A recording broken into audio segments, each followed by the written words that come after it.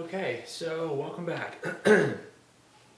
As promised, I said that I would be doing an example of exactly how I got the numbers in order to be able to compute the inflation rate from the GDP deflator. Now, if you remember, right, the GDP deflator is 1 plus the inflation rate that we compute, and it's nominal GDP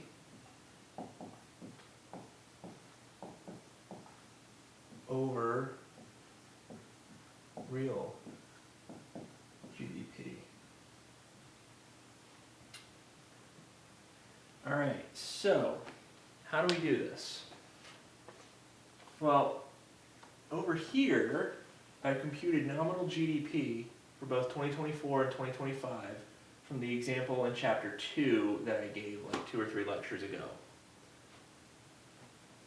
So what I did, these being nominal GDP, because it's the current price times current quantity for both 2024, 2025. Right? Now, that's cool. That gives me nominal GDP. How do I get real GDP out of this? Well, I get real GDP by getting the quantities in 2025. So I want real GDP for 2025. So I get the quantities for 2025 multiplied by the price of 2024. So doing that, I do 12 times 17.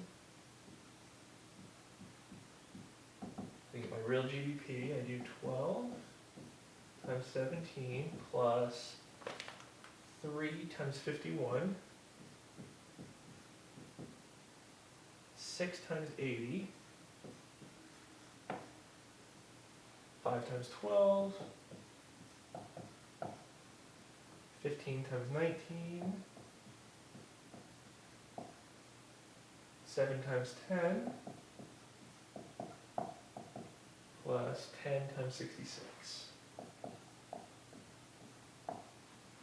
Okay, you punch that into your calculator, and what do you get? Well, if I did everything right in my calculator, you get 1,912. Alright, so that's real GDP for 2025, using 2024's prices as the base year. Now, just to compare, I've got 2543.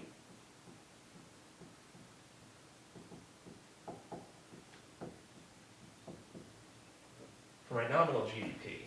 So if I want the inflation rate from the GDP deflator, I have 1 plus the inflation rate, 1 plus pi, equals nominal GDP, 2543,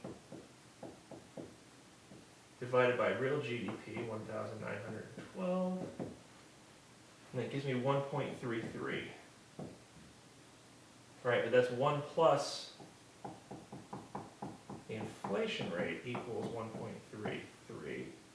So it's really 1 plus the inflation rate equals 1 plus 0.33, which tells me the inflation rate is 0.33, which implies 33% inflation. Not exactly a good inflation rate for us, but again, this is an example within the classroom. This is not the real world. So this very, very short example ends here. Thank you for watching this, and there will be more to come from future lectures. Bye.